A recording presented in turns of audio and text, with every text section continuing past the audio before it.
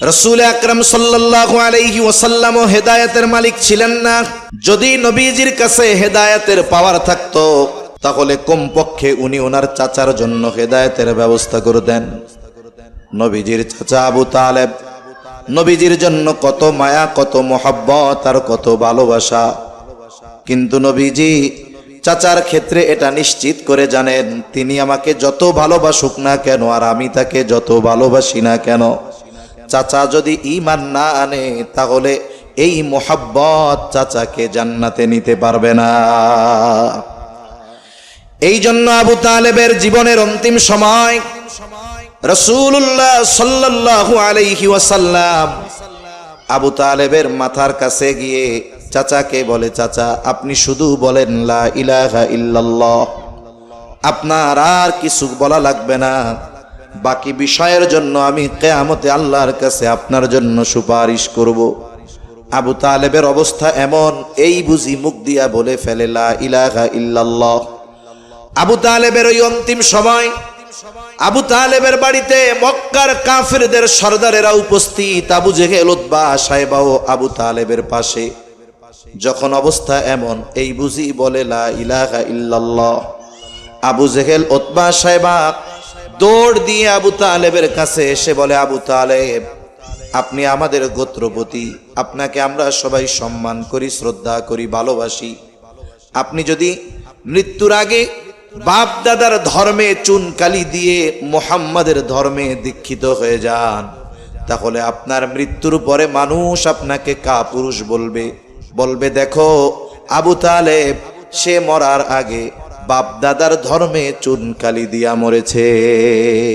মানুষ আপনাকে অপমান করবে, মানুষ আপনাকে অসম্মান করবে। এইভাবে আবু তালেবকে উত্তেজিত করছে। আর আবু তালেব নসিব খারাপ, হেদায়েত নাই কপালে, কালিমা আর পড়তে পারে নাই। কালিমা পড়তে পারে নাই, জান্নাতে যাওয়ার উপায় আছে? জোরে মুখ দিয়া কন্যা আছে? নাই। নবীজির তো মন খারাপ। আহারে, যেই চাচা সেই 8 বছর থেকে নিয়ে 50 বছর পর্যন্ত আমার সামনে ঢালের মতো ছিল, ছায়ার মতো ছিল, এই চাচার ঈমান নসিব হলো না, হেদায়েত নসিব হলো না। নবীজির মন অনেক খারাপ। আল্লাহ তাআলা ওহী নাজিল করে জানায় দেন, ইন্নাকা লা তাহদি মান আহবাবতা ওয়ালাকিন্নাল্লাহা ইয়াহদি মান ইয়াশা। আল্লাহ তাআলা বলেন, ইন্নাকা লা তাহদি মান আহবাবতা, হাবিব আপনি যাকে মহব্বত করেন, ভালোবাসেন, আপনি তাকে হেদায়েত দিতে পারবেন না। ওয়ালাকিন্নাল্লাহা ইয়াহদি মান ইয়াশা, বরং আল্লাহ তাআলা যাকে চান তিনি তাকে হেদায়েত দেন। তাহলে চাচা ঈমান আনুক, এই ব্যাপারে নবীজির চেষ্টার কোনো ত্রুটি ছিল না। তবে হেদায়েতের মালিক কে? আল্লাহ। আমাদেরও সন্তানদের প্রতিপালনের ক্ষেত্রে ইসলামের যেই নির্দেশনা, এই নির্দেশনার মধ্যে কোনো ত্রুটি বিচ্যুতি থাকতে পারবে না। যদি কোনো ত্রুটি বিচ্যুতি থাকে, আল্লাহ না করুন, ওই সন্তান যদি বদ্দিন হয়, জাহান্নামী হয়, কিয়ামতের দিন ওই সন্তান নেককার বাবার জান্নাতে যাওয়ার ক্ষেত্রে বাধা হয়ে দাঁড়িয়ে যাবে। এজন্য এই কথাগুলো আমাদের জন্য খুব জরুরি। যারা বিবাহ শাদী করছে তাদেরও শুনতে হবে, যারা করে নাই তাদেরও শুনতে হবে। সন্তান যাদের আছে তারাও শুনবে, যাদের সন্তান নাই এটা তাদের জন্য জরুরি। কারণ এই দুনিয়া ক্ষণস্থায়ী, আমাদের আখেরাত হলো মূল। দুনিয়ার কিছু ভুলের জন্য যদি আমরা আখেরাতকে হারিয়ে ফেলি, জান্নাতকে হারিয়ে ফেলি, এটা আমাদের জন্য বড় দুঃখের বিষয়, ঠিক কিনা? তাহলে আমাদের চেষ্টার মধ্যে কোনো ত্রুটি থাকতে পারবে না। এই জন্য আল্লাহ তাআলা কোরআনুল কারীমের মধ্যে জানায় দেন, ইয়া আইয়ুহাল্লাযীনা আমানু কু আনফুসাকুম ওয়া আহলিকুম নারা, হে ঈমানদারেরা তোমরা নিজেরা জাহান্নামের আগুন থেকে বাঁচো, অধীনস্থদের বাঁচাও। নিজেরা নেক আমলের মাধ্যমে, গুনার থেকে বাঁচার মাধ্যমে জাহান্নাম থেকে নিজেদের বাঁচাবো। আর অধীনস্থদের ব্যাপারে ইসলামের যেই দিক নির্দেশনা আছে এগুলো বাস্তবায়ন করার মাধ্যমে অধীনস্থদের জাহান্নাম থেকে বাঁচানোর চেষ্টা করব। এই আয়াতে যতগুলো শিক্ষা আছে এর মধ্যে অন্যতম একটি শিক্ষা হলো সন্তানদের ইসলামের আলোকে গড়ে তোলা, দ্বীনের আলোকে গড়ে তোলা, এর আদেশ স্বয়ং যিনি দিয়েছেন তিনি কে? আরো জোরে বলেন কে? আল্লাহ। রাসূলুল্লাহ সাল্লাল্লাহু আলাইহি ওয়াসাল্লাম বলেন, কুল্লুকুম রাঈনা ওয়া কুল্লুকুম মাসউলুনা আন রাইয়াতিহি। নবীজি সাল্লাল্লাহু আলাইহি ওয়াসাল্লাম বলেন, তোমরা প্রত্যেকেই দায়িত্বশীল, আর প্রত্যেককে তার দায়িত্বের ব্যাপারে জিজ্ঞাসা করা হবে। সন্তানের ব্যাপারে পিতাকে জিজ্ঞাসা করা হবে, রাষ্ট্রের মানুষের ব্যাপারে যিনি রাষ্ট্র পরিচালক তাকে জিজ্ঞাসা করা হবে, স্ত্রীর ব্যাপারে স্বামীকে জিজ্ঞাসা করা হবে। স্ত্রীকে স্বামীর ঘরের রক্ষণাবেক্ষণের দায়িত্ব দেওয়া হয়েছিল, এই ব্যাপারে তাকে জিজ্ঞাসা করা হবে। তাহলে আমি আপনি আমার আপনার সন্তানকে দ্বীনের উপরে গড়ে তুললাম কিনা, দ্বীন শেখালাম কিনা, এই ব্যাপারে কিয়ামতের দিন আল্লাহর সামনে জিজ্ঞাসার কাঠগড়ায় দাঁড়াতে হবে কি হবে না? হবে তো? হবে। জিজ্ঞাসা করা হবে, তোমারে যে আমানত দিছিলাম সন্তান, যেই নেয়ামত আমানত দিয়েছিলাম সন্তান, এই আমানতের ব্যাপারে তুমি কি আচরণ করেছো, সেদিন কি জবাব দিব? যদি সন্তানরে শুধু টাকার মেশিন বানানোর চেষ্টা করি, যদি সন্তানকে দ্বীন না শিখিয়ে থাকি, কি জবাব দিব? আল্লাহ না করুক, যদি সন্তান জাহান্নামী হয়, আমার আপনার উদাসীনতা আর গাফলতির কারণে সন্তান যদি জাহান্নামী হয়, ও ওই দিন আল্লাহর কাছে আমার আপনার ব্যাপারে বলবে, আল্লাহ এইগুলারে আগে জাহান্নামে দেন, এরপরে আমি যাব। আল্লাহ তাআলা কোরআনুল কারীমের মধ্যে বলেন, সন্তানেরা সেই দিন পিতা মাতা অভিভাবকদের ব্যাপারে আল্লাহর কাছে অভিযোগ দায়ের করবে, বলবে, রব্বানা ইন্না আতা'না সাদাতানা ওয়া কুবারানা ফাআযাল্লুনাস সাবিলা। বলবে, হে আমার রব, ইন্না আতা'না সাদাতানা ওয়া কুবারানা, ও আমার রব, আমরা আমাদের বড়দের, আমরা আমাদের নেতাদের আনুগত্য করেছি। সন্তান বলবে, আমি আমার পিতার আনুগত্য করেছি। যদি কেউ কারো অধীনস্থ থাকে তাহলে বলবে, আল্লাহ আমি যার অধীনস্থ ছিলাম তার আনুগত্য করেছি। ফাআযাল্লুনাস সাবিলা, আমি যার অধীনস্থ ছিলাম, বড়রা আমাদের নেতারা, তাদের কারণে আমি পথভ্রষ্ট হয়েছি, তারাই আমাদেরকে পথভ্রষ্ট করেছে। তার মানে আজকে আমি জাহান্নামী হওয়ার কারণে আমি যতটা না দায়ী, তার চাইতে বেশি দায়ী হলো আমার অভিভাবক। আমার অভিভাবক আমি পথভ্রষ্ট বা জাহান্নামী হওয়ার কারণে যতটা দায়ী, তার চাইতে বেশি দায়ী হলো আমি যার অধীনস্থ ছিলাম সে। এই অভিযোগ আল্লাহ তাআলার কাছে দিবে। শুধু তাই না, আল্লাহ তাআলার কাছে আরো বলবে, রব্বানা আতিহিম দি'ফাইনি মিনাল আযাবি ওয়ালআনহুম লা'নান কাবীরা। আল্লাহ তাআলার কাছে বলবে, রব আপনি এদের আযাবকে দ্বিগুণ করে দেন, বড় লানত এদের উপরে বর্ষণ করেন। চিন্তা করে দেখুন, যেই সন্তানের জন্য আজকে পিতা তার রক্তকে পানি বানায় ফেলতেছে, সময়গুলোকে কোরবানি করে ফেলতেছে, শরীরটাকে শেষ করে ফেলতেছে, শুধুমাত্র সন্তানকে দ্বীন না শেখানোর কারণে ওই সন্তান কিয়ামতের দিন আল্লাহ তাআলার দরবারে ওই অভিভাবকের বিরুদ্ধে দাঁড়িয়ে যাবে। এর চাইতে কষ্টের আর কোনো কিছু হতে পারে না। এজন্য সন্তানগুলোকে দ্বীনের উপরে গড়ে তোলার দরকার আছে না নাই? জোরে বলেন, আছে না নাই? এখন এই সন্তানের তারবিয়াত প্রতিপালন শুরু হয় কোন সময়?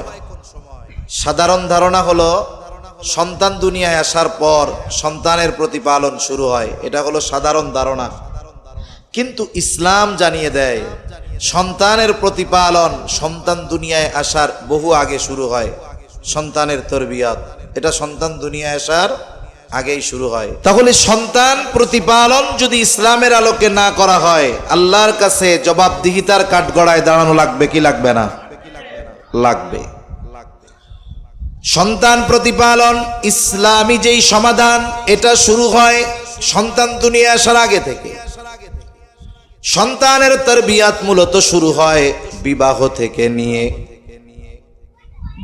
থেকে নিয়ে সন্তানের তারবিয়াত শুরু। এই জন্য বিবাহের বিষয়ে ইসলাম পরিপূর্ণ নির্দেশনা আমাদের দিয়ে দিয়েছে। কারণ একটা সন্তানের মধ্যে চরিত্রগত যত দিক আছে 90% সন্তান লাভ করে তার মায়ের থেকে। এটা আধুনিক গবেষণা, আধুনিক জামানার গবেষণা হলো যে সন্তানের আচরণ, ক্যারেক্টার সব কিছুর 90% পায় সে তার মায়ের থেকে। তার মানে একজন নেককার সন্তান হওয়ার পেছনে সবচাইতে বড় ভূমিকা থাকে তার মায়ের, ঠিক কিনা? বিবাহের ক্ষেত্রে কোন জিনিস দেখে বিবাহ করতে হবে সুস্পষ্ট নির্দেশনা নবীজি সাল্লাল্লাহু আলাইহি ওয়াসাল্লাম দিয়েছেন। নবীজি সাল্লাল্লাহু আলাইহি ওয়াসাল্লাম বলেন, তুনকাহুল মারআতু লিআরবাঈন, চারটি জিনিস দেখে নারীদের বিবাহ করা হয়। এক নাম্বার জামাল, তার সৌন্দর্য দেখে বিবাহ করা হয়। মাল, তার সম্পদ দেখে বিবাহ করা হয়। তার বংশ দেখে বিবাহ করা হয়। 4 নম্বরে নবীজি বলেন ওয়ালিদ্দীনিহা, দিনদারিত্ব দেখে বিবাহ করা হয়। তবে নবীজি দিনদারিত্বের ব্যাপারে বলেন ফাযফার বিযাতিদ্দীন, তোমরা এই ক্ষেত্রে দিনদারিত্বকে প্রাধান্য দাও। যদি দিনদারিত্বকে প্রাধান্য না দাও, নবীজি বলেন তারিবাত ইয়াদাক, তোমার হাত ধুলায় মলিন হোক। তার মানে দিনদারিত্বকে যদি কেউ প্রাধান্য না দেয়, সৌন্দর্য আছে, টাকা পয়সা আছে, উচ্চ বংশের মহিলা, কিন্তু দিনদারিত্ব নাই, বলে অধিকাংশ সময় এমন ঘরে শান্তি পাওয়া যায় না। কিন্তু একজন নারীর দিনদারিত্বে কমতি নাই, হয়তো সম্পদ কম, সৌন্দর্য কম, উচ্চ বংশীয় নয়, কিন্তু দিনদারিত্বের ক্ষেত্রে কোনো ত্রুটি নাই, বলে এই ধরনের মহিলার গর্ভে, মেয়ের গর্ভে আল্লাহ হয়তো এমন সন্তান দান করবে যেই সন্তান পিতা মাতার চক্ষু শীতলকরণের কারণ হবে। এজন্য সন্তানের অন্যতম এক হকও এই দিনদার মা। প্রসিদ্ধ এক ঘটনা আছে, হযরত ওমর রাদিয়াল্লাহু তাআলা আনহুর কাছে এক লোক গেছে সন্তানের ব্যাপারে অভিযোগ দিতে। অভিযোগ হলো সন্তান ওই পিতার হক আদায় করে না। লোকটা খলিফাতুল মুসলিমিনকে বলতেছে, খলিফাতুল মুসলিমিন, আমার সন্তান আমার হক আদায় করে না, আপনি একটু বইলা দেন। হযরত ওমর রাদিয়াল্লাহু তাআলা আনহু ছেলেটাকে বললেন, কি ব্যাপার, তুমি তোমার পিতার হক আদায় করো না কেন? জবাব দেওয়ার আগে যুবক পাল্টা প্রশ্ন করে বলে, খলিফাতুল মুসলিমিন, হক কি শুধু পিতা সন্তানের কাছে পায়? সন্তান কি পিতার কাছে কোনো হক পায় না? হযরত ওমর রাদিয়াল্লাহু তাআলা আনহু এই যুবকের প্রশ্নের জবাবে বললেন, যেই কয়েকটা হকের কথা বলছেন এর মধ্যে সর্বপ্রথম আর প্রধান হক, তিনি বলেন প্রত্যেকটা সন্তানের তার পিতার কাছে প্রথম ও প্রধান হক হলো একটা দিনদার মা। সন্তান দুনিয়ায় আসার আগে দিনদার মায়ের ব্যবস্থা করা, এটা সন্তানের হক, এটা সন্তান তারবিয়াতের সর্বপ্রথম ধাপ। এরপরে দ্বিতীয় ধাপ কি? বিবাহ শাদী কমপ্লিট। বিবাহের যতগুলা উদ্দেশ্য আছে এর মধ্যে একটি উদ্দেশ্য হলো নেক সন্তান কামনা করা আল্লাহর কাছে। এখন বিবাহ হলো আল্লাহর কাছে সন্তান কামনা করা, নেক সন্তান চেয়ে দোয়া করা, এটা সন্তান তারবিয়াতের দ্বিতীয় ধাপ। কারণ আল্লাহ তাআলার কাছে নেক সন্তান চেয়ে দোয়া করা এটা পয়গম্বর আলাইহিমুস সালামের আমল, নবী রাসূলগণের আমল। আল্লাহ তাআলার কাছে নেক সন্তান চেয়ে দোয়া করা। মুসলিম মিল্লাতের পিতা ইব্রাহিম আলাইহিস সালাতু ওয়াস সালাম, আল্লাহ তাআলা 90 কোঠায় বয়স যখন, তখন আল্লাহ তাআলা সন্তান দান করেছে। নমরুদের অগ্নিকুণ্ড থেকে ইব্রাহিম আলাইহিস সালাম বের হয়ে ইরাকের বাবেল থেকে হিজরত শুরু করলেন। এই সময় তিনি আল্লাহ তাআলার কাছে দোয়া করেছেন, রব্বি হাবলি মিনাস সলিহিন, আয় আল্লাহ আপনি আমাকে একটা নেককার সন্তান দান করেন। ইব্রাহিম আলাইহিস সালাম দোয়া করেছেন, আল্লাহ আপনি আমার একটা নেককার সন্তান দান করেন। আল্লাহ তাআলা ইব্রাহিম আলাইহিস সালামের এই দোয়া কবুল করেছেন। দোয়া কবুল করে সুসংবাদ জানায় দিয়েছেন। আল্লাহ বলেন, ফাবাশশারনাহু বিগুলামিন হালিম। আল্লাহ বলেন ফাবাশশারনাহু, আমি তাকে সুসংবাদ দিলাম, বিগুলামিন হালিম, একজন সহনশীল সন্তানের। তাহলে আল্লাহ তাআলা সুসংবাদ দিলেন কি? যে একজন সহনশীল সন্তানের সুসংবাদ আমি তাকে দান করলাম। আর যদি ঝামেলা হয় মাইক বাদ দিয়া মুখ দিয়া কই আপনারা আগায় আসেন, সমস্যা নাই, আমি বলতে পারবো মুখ দিয়া। ফাবাশশারনাহু বিগুলামিন হালিম, এইখানে মুফাসসিরিনে কেরাম কয়েকটা কথা বলছে, একটু খেয়াল করি। ইব্রাহিম আলাইহিস সালাম আল্লাহর কাছে দোয়া করছে ছেলে সন্তান চেয়ে। কি সন্তান চাইছে? ছেলে সন্তান। এজন্য নেক সন্তান চাওয়ার সাথে সাথে ছেলে সন্তান চাওয়া, এটাও ইব্রাহিম আলাইহিস সালামের আমল। তবে ছেলে সন্তান চাবার পর যদি আল্লাহ মেয়ে সন্তান দেয়, বলেন তো রাগ হওয়া যাবে নাকি? জোরে বলেন, রাগ হওয়া যাবে? কারণ ছেলে হবে না মেয়ে হবে এটা দুনিয়ার কেউ জানে না, যিনি জানেন তিনি কে? আল্লাহ তাআলা বলেন ইয়াহাবু লিমান ইয়াশাউ ইনাসা ওয়া ইয়াহাবু লিমান ইয়াশাউ যুকুর আও ইউযাউযুহুম যুকরানা ওয়া ইনাসা ওয়া ইয়াজআলু মান ইয়াশাউ আকীমা। আল্লাহ তাআলা যাকে চান তাকে মেয়ে দেন, আল্লাহ তাআলা যাকে চান তাকে ছেলে সন্তান দেন, আল্লাহ তাআলা যাকে চান তাকে ছেলে মেয়ে উভয়টা দেন। আবার আল্লাহ তাআলা যাকে চান তাকে আকিম বানায় রাখেন, বন্দা বানায় রাখেন, কিছুই হয় না তার। তাহলে ইব্রাহিম আলাইহিস সালাম ছেলে সন্তান চেয়েছে, আমরাও দোয়া করব। তবে আল্লাহ যদি মেয়ে দেয় রাগ হওয়া যাবে না। আল্লাহ তাআলা সুসংবাদ দিলেন একজন হালিম সন্তানের। হালিম সহনশীল। মুফাসসিরিনে কেরাম বলেন হালিম সহনশীলতা হলো এমন এক গুণ, বলে অনেকগুলো ভালো গুণের সমন্বয়ে একটা গুণ হলো সহনশীলতা। যেই লোক সহনশীল ব্যক্তি, এর মধ্যে সবর, শকর, ইতাআত, আনুগত্যতা, সব ধরনের ভালো গুণ তার মধ্যে পাওয়া যায়। এই লোকটা সহনশীল। আল্লাহ তাআলা ইব্রাহিম আলাইহিস সালামের দোয়া কবুল করেছেন, এক সন্তান চেয়ে দোয়া করেছে, আল্লাহ একজন সহনশীল সন্তান দিয়েছে। এই সন্তান কতটা আনুগত্যশীল, এই সন্তান কতটা সহনশীল, আল্লাহ তাআলা এটা আবার পরে প্র্যাকটিক্যাল পরীক্ষার মাধ্যমে দেখায়া দিছে। এই সন্তান যখন বাবার সাথে চলার উপযুক্ত হয়, আল্লাহ তাআলা বলেন ফালাম্মা বালাগা মাআহুস সা'য়া ক্বালা ইয়া বুনাইয়া ইন্নী আরা ফিল মানাম আন্নী আযবাহুকা ফানজুর মাযা তারা। আল্লাহ তাআলা কয় যখন ওই সন্তান বাবার সাথে চলার উপযুক্ত হয়েছে, আল্লাহ তাআলা ইব্রাহিম আলাইহিস সালামকে স্বপ্নে দেখাইলেন তিনি তার সন্তানরে জবাই করে। বলে সাধারণ মানুষের স্বপ্ন আর নবীদের স্বপ্ন এক নয়, নবীদের স্বপ্ন হলো ওহী। তার মানে নবীজি স্বপ্নে দেখছে ইব্রাহিম আলাইহিস সালাম সন্তানকে জবাই করতেছে, এটা সাধারণ স্বপ্ন নয়, বরং এই স্বপ্নের মাধ্যমে সন্তানকে জবাই করার আদেশ দিয়েছেন কে? আদেশ প্রাপ্ত হয়েছেন জবাই দেওয়ার জন্য। এবার তিনি সন্তানকে আইসা এই স্বপ্নের কথা শুনাইতেছেন। সন্তানকে এসে বলে ইয়া বুনাইয়া ইন্নী আরা ফিল মানাম আন্নী আযবাহুকা, হে আমার সন্তান, আমি স্বপ্নে দেখলাম তোমারে জবাই করতেছি, এই ব্যাপারে তুমি কি কও? সন্তানও জানে আমার বাবার স্বপ্ন সাধারণ মানুষের স্বপ্নের মতো না। আমার বাবা যে স্বপ্ন দেখছে এটা আল্লাহর পক্ষ থেকে আদেশ। এখন কথা হলো আল্লাহর আদেশই যদি হয় জবাই করা, তাইলে ইব্রাহিম আলাইহিস সালাম কেন সন্তানের কাছে গিয়া সন্তানের মতামত জানতে চায়? আদেশ করছে উনি বাস্তবায়ন করবে, এটাই তো কাজ। সন্তানরে গিয়া জিজ্ঞাসা করার দরকার কি? জিজ্ঞাসা করার উদ্দেশ্য হলো তিনি সন্তানের মনোভাব জানতে চায় আল্লাহর এই আদেশের ব্যাপারে। সে আল্লাহর এই কঠিন আদেশের ব্যাপারে আনুগত্যশীল কিনা এটা পরীক্ষা করতে চায়।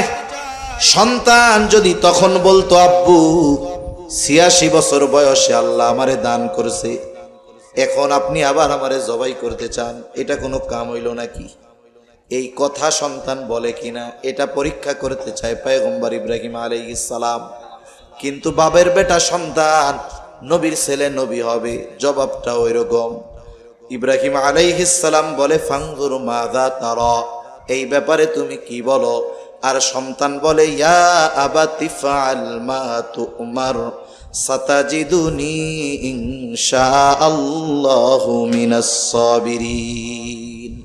সন্তান বলে পিতা, আপনি যেই ব্যাপারে আল্লাহর পক্ষ থেকে আদেশ প্রাপ্ত হয়েছেন আপনি সেটা পালন করেন। তার মানে আপনি জবাই করে দেন, পেরেশানি করেন না, চিন্তা করেন না। সাতাজিদুনি, আশা করা যায় আপনি আমাকে ধৈর্যশীলদের অন্তর্ভুক্ত পাবে। আপনি পেরেশানি করেন না, আল্লাহ কইছে আপনারা জবাই করতে, আপনি কাজ করে ফেলা। একটু চিন্তা করে দেখেন তো, অনেক অভিভাবকের অভিযোগ আমাদের সবারই কম বেশি আছে যে আমাদের সন্তানেরা কথা শোনে না। ইসমাইল আলাইহিস সালাম যেই বয়সে বলতেছে আব্বা আল্লাহ আপনাকে যেটা আদেশ করেছে আপনি সেটা করেন, আর ওই বয়সে আমাদের সন্তানগুলারে দাঁড়াইতে কইলে বসে, বসতে কইলে শুইয়া পড়ে, যা কই ডাইনে কইলে বামে যায়, উত্তরে কইলে দক্ষিণে যায়। ঠিক কিনা কোন? অথচ ওই সন্তানের অবস্থা কি?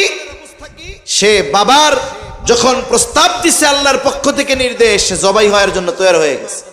ইব্রাহিম আলাইহিস সালামের সন্তান পিতার কথায় জবাই হইতে ছুরির তলে যাইতে প্রস্তুত। আমাদের সন্তান কথায় কথা শুনে না, বসতে কইলে দাঁড়ায় থাকে, দাঁড়াইতে বললে বসে থাকে। এই যে শুনে না কেন, বলে ইব্রাহিম আলাইহিস সালামের দুআর অন্যতম ফসল হলো ইসমাইল আলাইহিস সালাম। এখন আমরা আমাদের সন্তানদের জন্য দুনিয়ায় সন্তান আসার আগে কয়দিন আল্লাহর কাছে বলছি, আয় আল্লাহ রব্বি হাবলি মিনাস সালিহিন, রব আমার একটা নেককার সন্তান দেন? কয়দিন বলছি? এ বিষয়ে আমাদের নিজেদেরকে নিজেরা জিজ্ঞাসা করতে হবে। তার মানে পিতার দোয়ার প্রভাব সন্তানের জীবনের উপরে পড়ে। কথা বোঝা গেছে?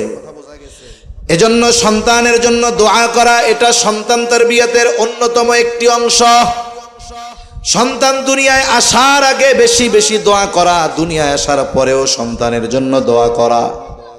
কারণ আমভাবে একটা দোয়া আল্লাহ তাআলা আমাদের শিখিয়ে দিয়েছেন, বিবাহিত হোক অবিবাহিত হোক, সন্তান থাকুক আর না থাকুক, যেমনই হোক সব সময় এই দোয়া করা আল্লাহ তাআলা শিখিয়ে দেন। রব্বানা হাবলানা মিন আজওয়াজিনা ওয়া যুররিয়াতিনা কুররাতা আ'য়ুনিন ওয়াজআলনা লিল মুত্তাকিনা ইমামা। আল্লাহ তাআলা দোয়া শিখিয়ে দিছে, রব আপনি আমাকে এমন স্ত্রী সন্তান দান করেন যেগুলো আমার চক্ষু শীতলের কারণ হবে, মুত্তাকিনদের ইমাম আমাদের বানায় দেন। সব সময় এই দোয়া করা। তবে স্পেশাল ভাবে যাদের সন্তান নাই, আল্লাহ তাআলার কাছে ইব্রাহিম আলাইহিস সালামের ওই আমল রব্বি হাবলি মিনাস সালিহিন বারবার করা। আবার অনেকের ক্ষেত্রে এমন হয় বিবাহ হয়েছে কিন্তু আল্লাহ তাআলা সন্তান দেয় না, ডাক্তার দেখাইছে, সকল প্রকার পরীক্ষা নিরীক্ষা করেছে, দেশ বিদেশে সব জায়গায় ঘুরে ফিরে সকল ধরনের চিকিৎসা গ্রহণ করবার পর চিকিৎসকেরা জানায় দিয়েছে যে আপনাদের দুইজনের কোনো সমস্যা নাই, তবে সন্তান কেন হয় না এটা আমাদের জানা নাই। অনেকের ক্ষেত্রে এমন আছে না? আছে, যে পরীক্ষা নিরীক্ষার পরে দেখা গেছে দুজনের কারোরই কোনো সমস্যা নাই কিন্তু সন্তান হয় না। এই সময় মানুষেরা আমাদের দেশে অধিকাংশ সময় দুই ভাগে ভাগ হয়ে যায়। এক ভাগ ঈমান হারা হয়ে যায়। কেমনে? যখন কোনো চিকিৎসকের কাজ হয় না তখন মানুষ এসে বুদ্ধি দেয়, শুনো অমুক এলাকায় এক ফকির আছে, আচ্ছা বলে ওই ফকিরের কাছে গেলে পোলাপান হয়ে যাইব। ওই ফকিরের কাছে গেছে, ফকির গিয়া কইছে 13 ঘাটের পানি আনবা, 14 গাছের বড়ই গাছের পাতা আনবা, এই আনবা সেই আনবা, অমুক জায়গায় এতগুলো দরবারে মানত করবা, তাইলে তোমার পোলাপান হইতে পারে। এখন কি করলো? সে আল্লাহর ক্ষমতাকে বিশ্বাস বাদ দিয়ে ফকিরের ক্ষমতাকে বিশ্বাস করলো, আল্লাহর নামে মানত বাদ দিয়ে পীরের নামে, মাজারের নামে, কবরের নামে মানত করলো। আছে না নাই? এইভাবে অনেকে ঈমান বিধ্বংসী রাস্তায় চলে যায়। আবার কিছু আল্লাহর বান্দা আছে যারা চিন্তা করে দুনিয়ার মানুষের চিকিৎসা যেখানে শেষ, আল্লাহর চিকিৎসা সেখানে শুরু। ঠিক কিনা কর? দুনিয়ার মানুষের সর্বোচ্চ ক্ষমতা যেখানে শেষ, আল্লাহ তাআলার ওইখান থেকে শুরু। তারা হয়তো চিন্তা করে দুনিয়ার সব চিকিৎসা করলাম, এখন আল্লাহ তাআলার কাছে যথাযথভাবে চাই, কারণ চাওয়ার মতো চাইলে আল্লাহ ফিরায়া দেয় না। দুইজনে নিয়ত করছে টাকা পয়সা তো অনেক খরচ করলাম, এইবার বাইতুল্লাহ জিয়ারতে চলে যাই। স্বামী স্ত্রী দুইজনে টাকা জমা দিয়ে চলে গেছে হজ করতে। হজের সময় গিয়ে দোয়া কবুলের জায়গা আর সময় যত আছে সব জায়গায় দোয়া করছে, রোনা জারি করছে আল্লাহর কাছে। আরাফার ময়দানে গিয়ে দোয়া করছে, জাবালে রহমতে দোয়া করছে, মিনা মুজদালিফা সব জায়গায় দোয়া। একেবারে একাগ্রতা একনিষ্ঠতার সাথে আল্লাহর কাছে সন্তান চেয়েছে। কারণ আরাফার দিনের দোয়ার ব্যাপারে নবীজি বলেন, খায়রুদ দুআই দুআউ ইয়াউমিল আরাফা, আরাফার দিনের দোয়া হলো সর্বোত্তম দোয়া। আরাফার দিনে দোয়া করছে, দোয়া কবুল হয়ে গেছে।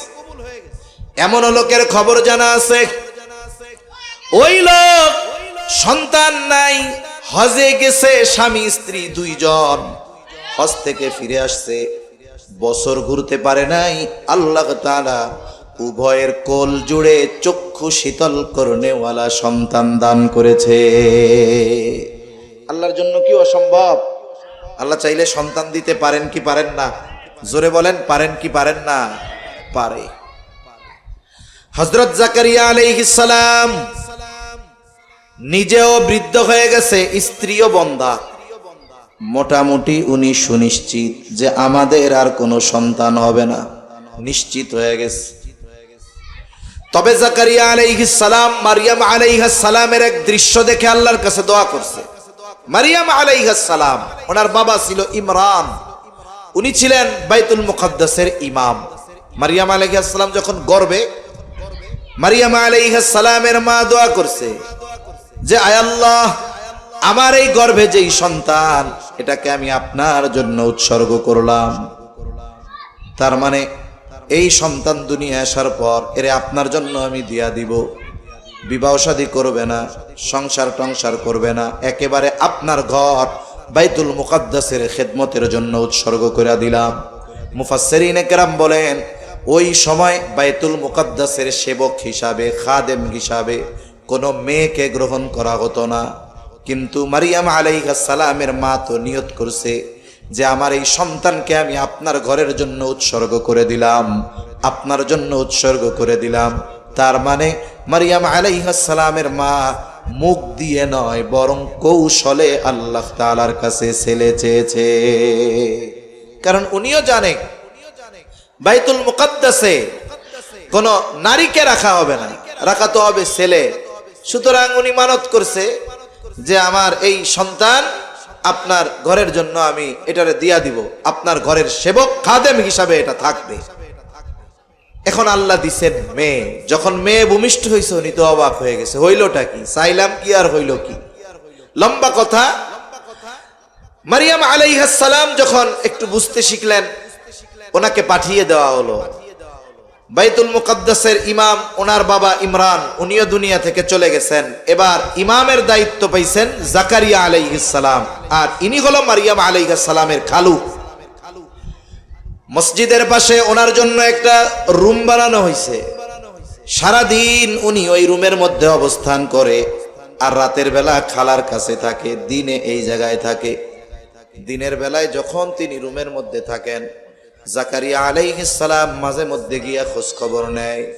ইতিমধ্যে মারিয়াম আলাইহিস সালাম প্রাপ্তবয়স্কা হয়ে গেলেন। একদিন তিনি গোসল করতেছে, এমত অবস্থায় আল্লাহর নির্দেশে ফেরেশতা জিবরাইল আলাইহিস সালাম সুদর্শন এক যুবকের আকৃতিতে মারিয়াম আলাইহিস সালামের সামনে উপস্থিত। একজন নারী, সতী নারী, ওই অবস্থায় যদি সামনে কোনো পুরুষ দেখে, সে তো ভীত সন্ত্রস্ত হয়ে যাবে। তিনি নিজেকে গুটিয়ে নিয়েছেন, আল্লাহর কাছে আশ্রয় চাচ্ছেন। তখন অভয় দিয়ে ফেরেশতা বলে, ভয় পেও না, আমারে আল্লাহ পাঠাইছে একটা মিশন নিয়ে। মিশন কি? বলে তোমার গর্ভে এক সন্তান আল্লাহ তাআলা দিবেন, পিতাবিহীন তোমার গর্ভে সন্তান হবে। মারিয়াম আলাইহিস সালাম বলেন, কেমনে এটা? আমারে তো কেউ স্পর্শ করে নাই। আল্লাহ তাআলাই সবকিছু করবে। আল্লাহর নির্দেশে এবার ফেরেশতা মারিয়াম আলাইহিস সালামের গর্ভে রূহ ফুঁকে দিলেন। ঈসা আলাইহিস সালামের রূহ মাতৃগর্ভে পৌঁছায় গেল। এইবার তিনি সন্তান সম্ভবা, তিনি যে গর্ভে সন্তান ধারণ করতেছে দুনিয়ার কেউ জানে না, কারো কাছে কোনো খবর নাই। তাফসীরের মধ্যে আসছে, মুফাসসিরিনে কেরাম বলেন স্বাভাবিকভাবে যখন কোনো মহিলা সন্তান সম্ভবা হয় তখন তার শারীরিক গড়ন গঠনের মধ্যে পরিবর্তন হয়।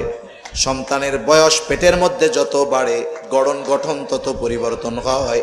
স্বাভাবিকভাবে বোঝা যায় এই মহিলা প্রেগন্যান্ট। কিন্তু আল্লাহর কুদরত, পয়গম্বর ঈসা আলাইহিস সালাম ভূমিষ্ঠ হওয়ার আগ পর্যন্ত কখনোই মারিয়াম আলাইহিস সালামের গর্ভে যে সন্তান আছে এটা বোঝা যাইত না।